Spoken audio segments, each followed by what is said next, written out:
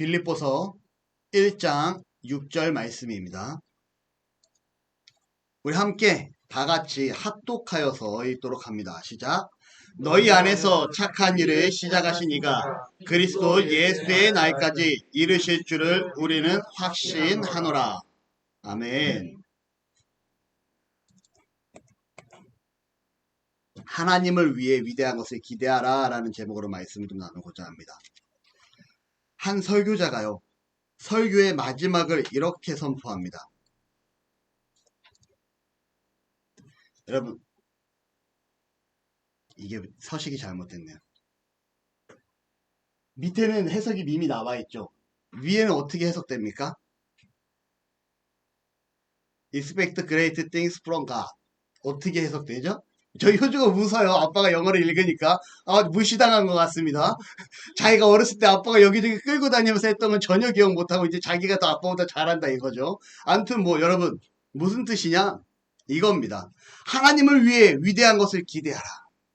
하나님을 위해 위대한 것을 시도하라.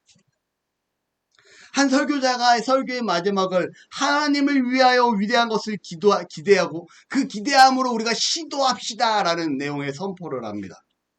그리고 그 설교자는요, 죽게 되었을 때 묘비명에 이렇게 적어달라 요청합니다. 제 묘비명에는 이렇게 기록해 주시기 바랍니다. 죄 많고 약하며 능력 없는 벌레 같은 자가 당신의 손에 기대어 잠이 듭니다. 여러분, 이분이 누군지 아십니까 혹시?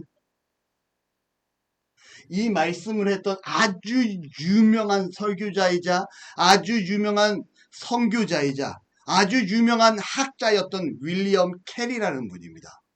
윌리엄 캐리는요, 인도 선교에 앞장섰던 분이고요. 더욱이 나아가 그는 어떠한 자였냐? 사람들의 의식구조상에 선교라는 개념이 없을 때 여러분 선교지로 나아가 복음을 전해야 되는 것이 우리의 사명입니다라는 이 선교 의식을 전환시켰던 시대적인 역할을 감당했던 자가 누구냐? 윌리엄 캐리입니다.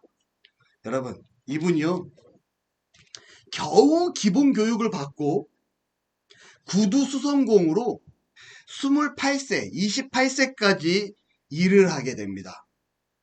그가 18살 때 하나님을 만나게 되고요. 그가 학문에 관심을 가져요. 그가 구두수선공으로 일을 하지만 학문에 관심을 갖고 대단한 분입니다. 독학으로 공부를 하는데요. 헬라어, 라틴어, 히브리어, 이태리어, 프랑스어, 화란어를 독학을 합니다. 그리고 나중에는 그가 인도 선교사로 가서 벵갈어를 독학을 하고요. 그 이후에 수많은 언어를 독학으로 습득하는 학자가 됩니다. 그리고 그가 인도로 다시금 건너가 선교를 하게 되는데요. 그가 인도에서 얼마나 영향력 있는 사람이었느냐면 그가 인도의 벵갈어와 또 인도의 산스크리트어 또 인도에 있는 마라디아어로 모든 성경을 완역하게 됩니다. 완역이 뭐예요? 창세기부터 요한계시록까지 번역을 끝낸 걸 완역이라 합니다. 그가 이렇게 언어로 전공을 하고 공부를 해서 그가 무엇을 합니까? 성경을 인도 사람들을 위해 번역하는 일을 하게 됩니다. 더욱이 나아가 그는요, 인도에서 선교를 하면서 인도의 안 좋은 관습들을 폐지해 나가기 시작을 해요. 과부들에게 향했던 화형이라든가 유아 살해와 같은 인도의 안 좋았던 전통의 방식을 없애기 시작을 하고 좋은 전통을 계승하기 위해 그가 노력을 합니다. 결과적으로 그가 인도에서 어마어마하게 많은 전도와 봉사로 수많은 사람들을 전도하게 되고요. 그가 세계 선교의 근대 선교의 아버지라 불리게 되는 선교사로서 이 역할을 감당하게 됩니다. 제가 오늘 여러분 윌리엄 캐리 선교사를 말씀드리는 이유는요, 오늘 본문 1장 6절을 강조하기 위해서 이 말씀을 드립니다. 본문 1장 6절, 너희 안에서 착한 일을 시작하신 이가 그리스도 예수의 날까지 이루실 줄을 우리는 확실하노라. 하나님께서 우리를 선택하시고요, 구원하여 주십니다. 그리고 하나님은요, 우리를 선택하고 구원하신 이후에 무엇을 하십니까? 우리를 통해 일하시게 되시죠. 그리고 그 우리를 통해 되어진 그 일이 예수 그리스도의 다시 오심을 통하여 하나님의 구원 사역이 완성되게 됩니다. 여러분 한번 질문을 해볼게요. 여러분은 어떠한 꿈을 꾸고 있습니까? 어떠한 꿈을 꾸십니까? 윌리엄 캐리 선교사는 이렇게 얘기했습니다. 앞에서 말씀드린 것처럼 하나님을 위해 위대한 것을 기대하고 하나님을 위해 위대한 것을 시도하라. 그는 선포합니다. 그렇다면 여러분들이 하나님을 위해 할 수 있는 그 위대한 일은 뭘까요? 본문을 통해서 함께 말씀을 나누고자 합니다. 오늘 본문이 있는 빌립보서는요, 빌립보 교회가 감옥에 갇혀있는 바울을 위해 헌금을 합니다. 그리고 이 감옥에 갇혀서 헌금을 받았던 바울이 빌립보 교회 성도들에게 감사의 뜻을 전하기 위해 빌립보 서신을 쓰고요.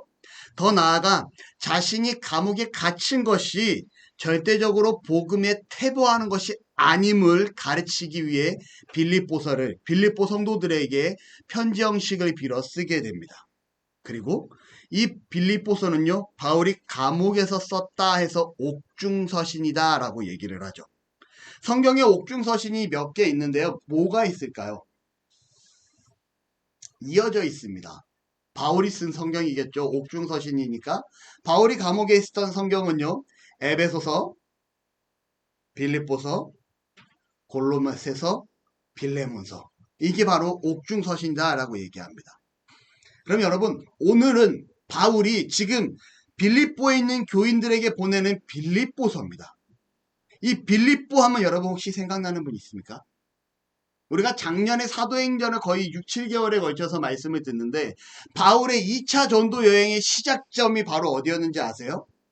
빌립보에서 2차 전도 여행이 시작됩니다. 바울이 아시아 지역으로 가려고 할 때 마게도냐의 한 사람이 환상 가운데 나타나 이쪽으로 오시길 바랍니다 했던 사도 바울을 유럽 지역으로 가게 했던 바로 그래서 처음으로 들렸던 그 지역이 어디냐? 바로 빌립보라는 거죠. 여러분 그러면 바울의 2차 전도 여행에서 가장 처음 들렸던 이 빌립보 지역 여기에서 누구를 만나게 됩니까? 기억나야죠. 누구를 만나게 되죠? 자줏빛 옷감을 팔던 이름이 안 나옵니까? 여기까지 나왔는데 주원아 엄마 흔들지 말고 엄마 가르쳐주가 아니잖아. 여러분 루디아입니다. 루디아. 기억나십니까? 그리고 또 한 사람이 생각나야 됩니다. 바울과 실라를 감시하고 있었던 감옥의 간수가 여러분은 기억이 나야 된다는 거죠. 여러분 기도처를 찾아 기도의 장소로 나왔던 루디아가 바울을 만나고 복음을 전하기 위해 나아갔다 귀신 들린 여성을 만나고 그 귀신 들린 여성을 치유하자 더 이상 이 여성이 귀신의 힘을 빌어 점을 보지 못하자 이 여성을 통해서 돈을 갈취했던 주인들이 바울을 내 재산을 이 사람으로 인해서 피해가 되게 되었다라고 하고 바울을 신고하게 됩니다. 더 나아가 정말 우리가 듣도 보도 못한 이상한 풍속을 전한다라는 말도 안 되는 빌미로 바울과 실라를 감옥에 가두게 되죠. 이때 빌립보 지역에 갇혀 있었을 때 그들을 간수하던 자가 바로 바울과 실라를 맞이했던 간수다라고 저는 말씀드릴 수 있어요. 여러분 우리가 빌립보 하면 자주장사, 자줏빛 옷감을 팔던 루디아와 빌립보 지역의 간수를 생각해야 됩니다. 그리고 더 나아가 이 빌립보 교회는요, 유럽의 최초로 생긴 교회였다라는 점이 아주 중요한 선교의 시발점이다라고 볼 수 있습니다. 이러한 빌립보 교회가요, 어떠한 일이 발생되냐? 바울이 로마 감옥에 갇혔다라는 소식을 듣고 바울에게 헌금을 하고 바울을 돕는 복음의 동역자가 되게 됩니다. 오늘 말씀해 보니까요, 3절에 한번 성경을 볼까요? 너희를 생각할 때마다 나의 하나님께 감사한다. 여러분, 바울이 뭐라고 하냐면요, 빌립보 교회를 생각할 때마다 내가 하나님께 감사한다 라고 얘기합니다.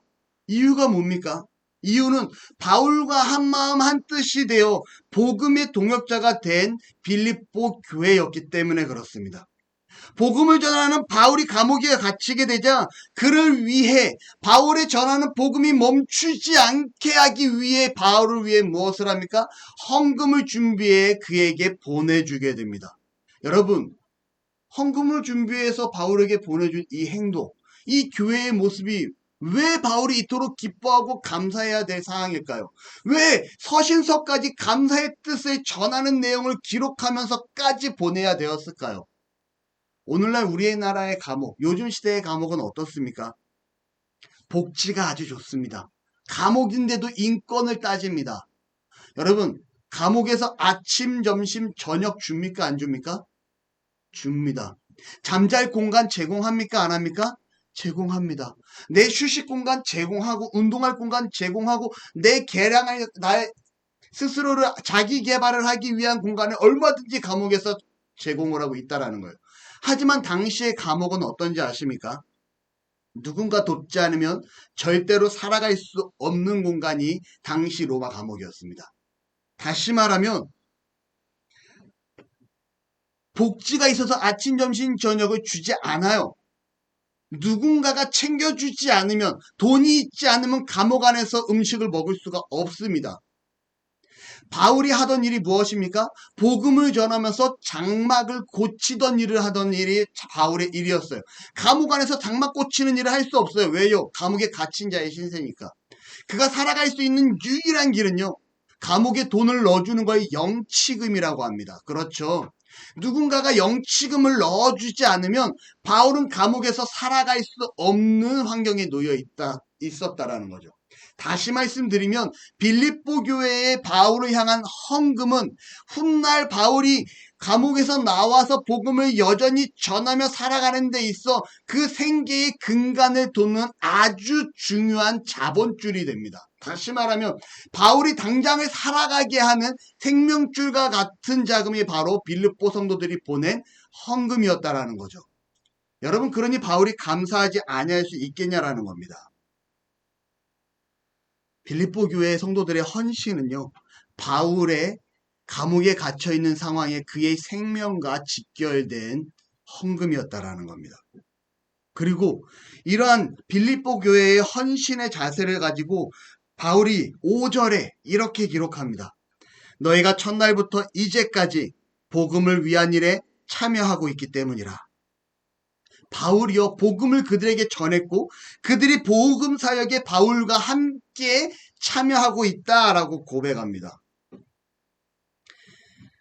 빌립보 지역에 복음이 처음 전해지기 시작을 하자 루디아는 어떠한 일을 행하였는지 아십니까? 기억나시나요? 자신의 집을 오픈하여 최초의 유럽의 교회가 되게 합니다. 간수는요, 죄인의 신분으로 감옥에 있던 바울과 실라를 정성껏 대접합니다. 그리고 그렇게 세워졌던 빌립보 교회는요, 바울이 데살로니가 지역에도 가고 고린도 지역에도 가고 여기저기 복음을 전하러 나아갈 때 에바브로디도를 통해서 그에게 헌금을 전달하는, 다시 말하면 선교비를 지원하는 일을 감당하게 됩니다.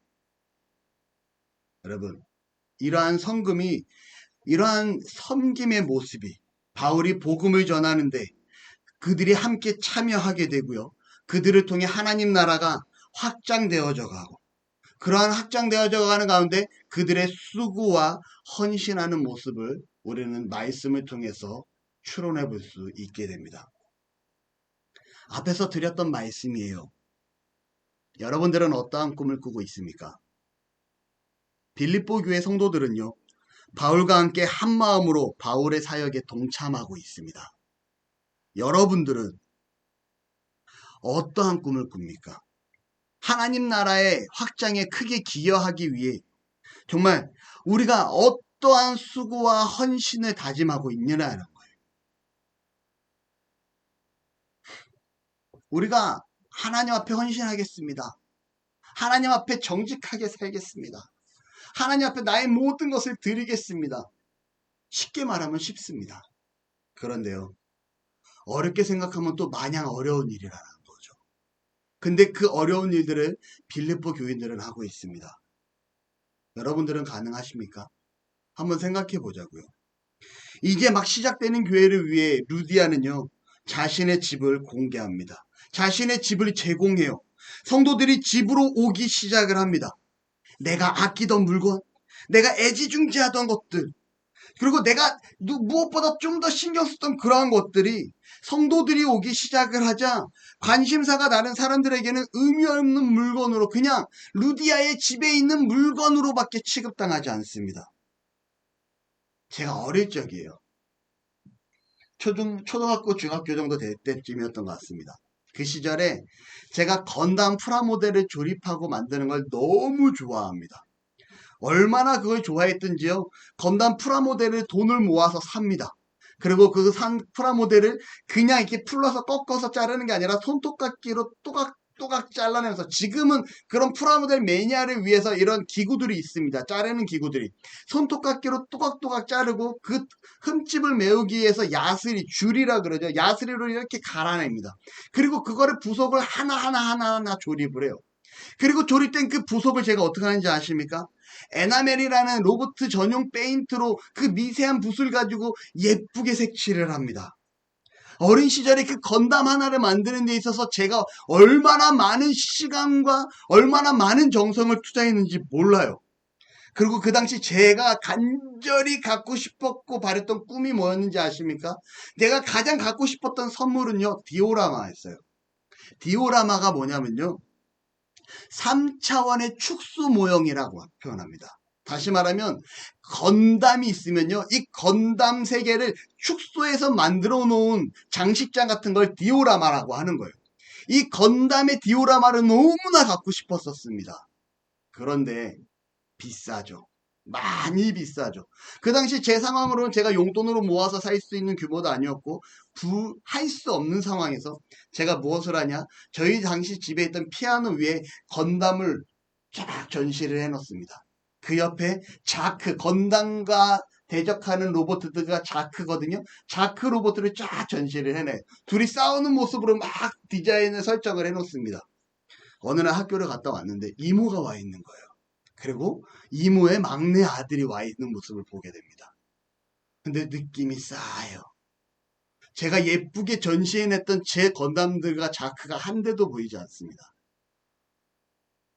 여러분, 방 한쪽 구석에 팔다리와 이 모든 부속이 분해된 채 그 정성 들여 칠해놨던 에나멜 페인트가 여기저기 흠집이 나고 기스가 낸 채 제가 정말 정성스럽게 꾸며놨던 이 칼과 총은 휘어진 채 한쪽 구석에 처박혀 있는 모습을 보게 됩니다.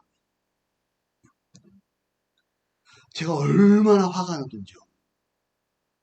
여러분, 저에게 있어서는 내가 심혈을 기울이고 너무나 사랑했던 내 보물 1호였지만 제 동생에게는요, 그저 자기가 재밌게 갖고 놀 장난감에 지나지 않았다라는 겁니다. 루디아가 자신의 집을 오픈했을 때 내가 소중히 여기는 것들이 함께 예배하는 자들에게는 소중히 비춰지지 아니할 수 있었다라는 거예요. 여성들은 자신이 소중히 여기는 그릇들이 있다라고 합니다. 그리고 그러한 그릇은 특별한 날에만 꺼내는 그릇이 있다라는 얘기를 들은 적이 있어요. 이러한 특별한 그릇을 성도들이 함께 식사합시다 하자 너도 나도 꺼내가지고 아무렇지도 않게 사용을 하기 시작을 합니다. 여러분, 자기 집을 오픈한다라는 거, 나에게 중요한 건 누군가에게 중요한 게 아니에요. 결코 쉬운 일이 아닙니다. 이 집을 누가 청소할까요? 성도들이 예배하고 나아간 자리 누군가 남아서 뒷정리를 도와줄 수 있어요. 맞아요. 당연히 그랬을 겁니다. 하지만 그럼에도 불구하고 실질적으로는 그 최종적인 마무리는 집주인이었던 루디아가 해야 됐다라는 겁니다. 그녀는요, 하나님을 위해, 예수 그리스도의 복음을 위해 자신의 것을 온전히 내어놓았던 자입니다. 우리는 그것을 가리켜서 뭐라고 얘기하냐? 헌신이다 라고 얘기해요. 루디아는요, 예수 그리스도의 복음 앞에 복음에 헌신을 하게 됩니다.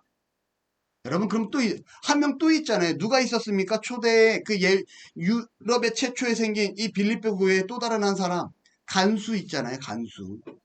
간수는 어떻습니까?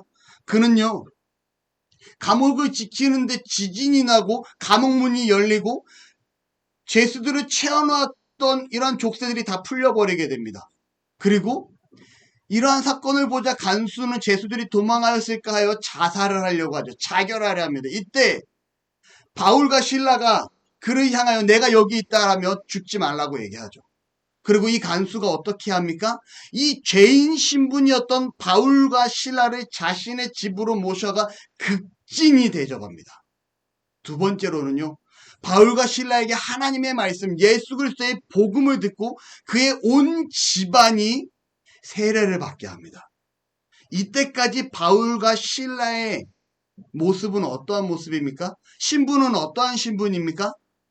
죄인의 신분이라는 거죠. 간수가 죄인을 풀어서 어디로 데려갑니까? 자신의 집으로 데려갑니다. 여러분, 가능한 일일까요? 교도관이요. 감옥의 교도관이 죄수가 마음에 든다 해서 그 죄수를 임의적으로 풀어주고요. 그 죄수를 자신의 집으로 모셔서 극진히 대접을 하고 있는 거예요. 상식적으로 이해가 되는 상황입니까? 풀어서 생각해 보자고요. 말도 안 되는 일을 지금 이 간수가 하고 있는 겁니다. 지금 바울의 제목은요, 타인의 재산에 피해를 준 제목이 있고요. 그리고 지역의 풍속을 어지럽게 하는 죄수였다라는 거예요. 아직 이 죄수의 제명이 벗겨지지 아니한 상황입니다. 그러한 가운데 이 죄수들을 이렇게 극진히 대접한다? 간수의 행동은요, 자신이 간수라는 직위가 해지될 수 있고요. 자신의 가족과 자신의 집안이 정말 받게 될 핍박 앞에 놓여있는 상황이기도 합니다. 하지만 그는 어떻게 합니까?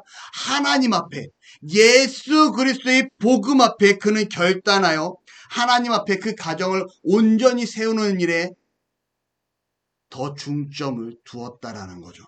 다시 말하면 예수 그리스도 안에만이 참된 구원이 있음을 알게 되었고, 그는 세상과 구원의 결정 중에 하나님 앞으로 나아가기를, 예수 그리스도의 복음 앞에 나아가기를 그는 결단한 결단자였습니다. 여러분들은 이렇게 하실 수 있습니까? 나의 판단 때문에, 나의 행동 때문에 나뿐만 아니라 내 가족이, 내 사랑하는 아이들이, 내가 사랑하는 부모가 모든 것을 빼앗기고 내쳐질 수 있는 상황이라고 하면 여러분은 간수처럼 이렇게 결단할 수 있겠습니까? 하지만 간수는요, 예수 그리스도의 복음 앞에 모든 것을 내려놓게 됩니다. 철저히 하나님 앞에, 예수 그리스도 앞에 무릎 꿇게 되고 그는 결단의 삶을 나아가게 되는 거죠. 그리스도인들이란 이러한 자세가 있는 자들입니다. 그렇기 때문에 오늘 본문의 사도 바울은 그들을 향해 이렇게 얘기하는 거예요.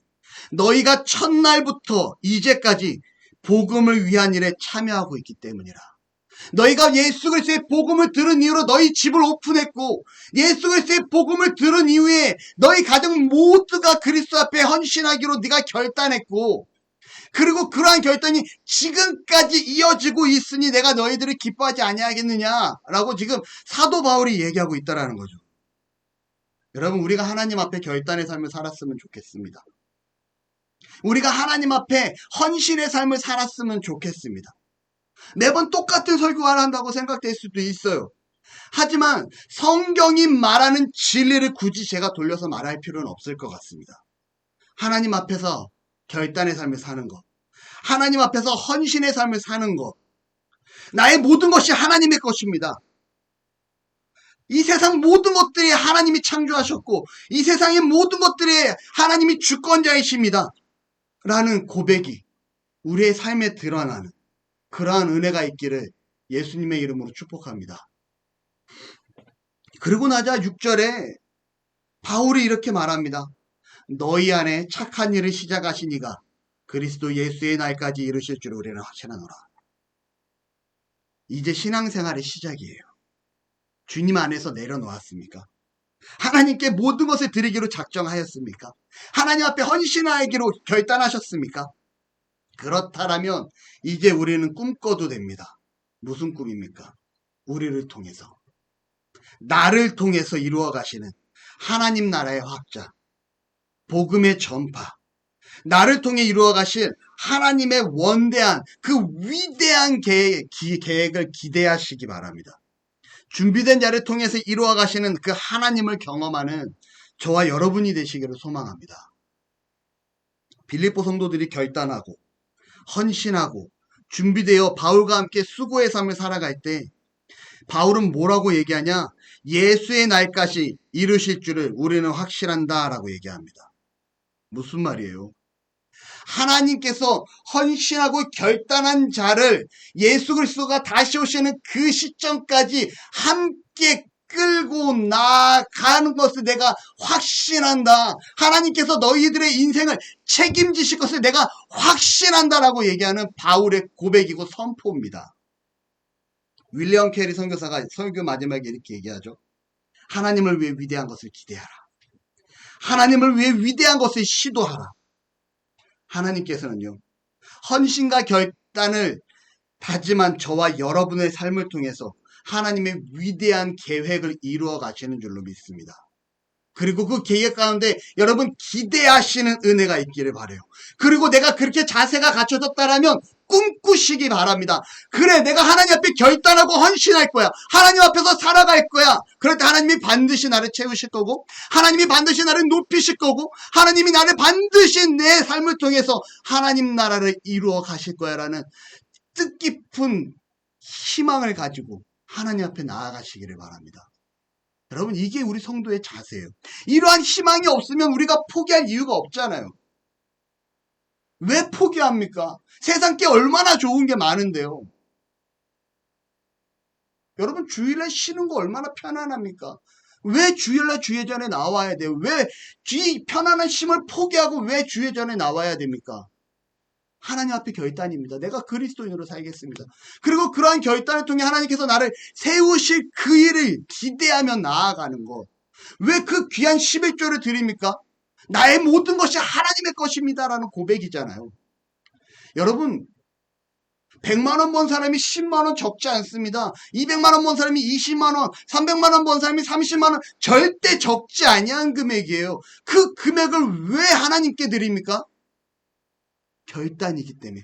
나의 모든 것은 하나님의 것입니다라는 결단이기 때문에. 그리고 그 일을 통해서 하나님께서 나에게 부어주실 그 일을 기대하며 나아가는 거예요.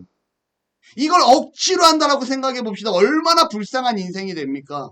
그리스도인들은 불쌍한 자들이 아니에요. 하나님 앞에 결단과 헌신으로 그 안에서 기대하며 흥분하며 감사하며 그 뜻을 이루어가기 위해 전진해 나아가는 것. 우리가 하나님의 그 원대한 그 위대한 계획에 동참하며 살아가는 것, 그러한 꿈을 꾸는 은혜가 있기를 바랍니다. 하나님은요, 요셉에게 꿈을 꾸게 하시고 애굽의 총리를 세우십니다. 아브라함에게는 내가 너로 하여금 복이 되게 할지니 갈대아 우르를 떠나라 라고 얘기하십니다. 엘리야 선지자에게는 어떡합니까? 850명의 이방신 선지자들과 대결을 하게 하십니다. 결과적으로 어떠한 일이 일어나요? 엘리야는요, 역사상 가장 훌륭한 선지자였던 칭함을 받게 됩니다. 아브라함은 어떻습니까? 믿음의 조상이 되게 되고요. 요셉은요, 애굽의 총리가 되게 됩니다. 하나님 앞에서 결단하고 헌신하며 나아갔을 때, 자신의 것을 내려놓았을 때 세우신 하나님의 계획에 동참시킨 하나님의 역사가 성경에 기록되어 있잖아요. 말씀의 결론을 맺습니다. 하나님께서 저와 여러분의 마음속에 예수 그리스도의 복음을 허락해 주셨습니다. 그 안에서 결단과 헌신을 다짐하시기를 바랍니다. 하나님께서는요, 저와 여러분의 삶을 통해 일하시고 채우시고 높이시고 성장시키시는 은혜가 있을 줄로 믿습니다. 나아가 채우시고 높이시고 성장시키는 이러한 은혜를 통해 이러한 우리가 성장되어지는 우리의 영향력이 커지는 이 삶을 통해 복음의 통로가 되어지게 되고요. 하나님의 나라는 더더욱 확장되어져 가는 은혜가 우리의 삶을 통해 드러나게 될 줄로 믿습니다. 기도하겠습니다. 하나님 사랑합니다. 하나님 고맙습니다. 우리를 선택하셨고 우리를 구원하셨고 예배자로 세워주셨음에 감사드립니다. 하나님, 우리의 삶이, 우리의 모습이 하나님 앞에 헌신하게 하시고 결단하게 하시고 하나님을 앞에 나아가 정말 우리를 통하여 일하실, 나를 통하여 일하실 그 위대한 계획을 기대하며 믿음으로 나아가는 은혜가 있기를 원합니다. 하나님, 우리를 통하여 일하시고 우리를 통하여 역사하여 주옵소서. 예수님의 이름으로 기도합니다. 아멘.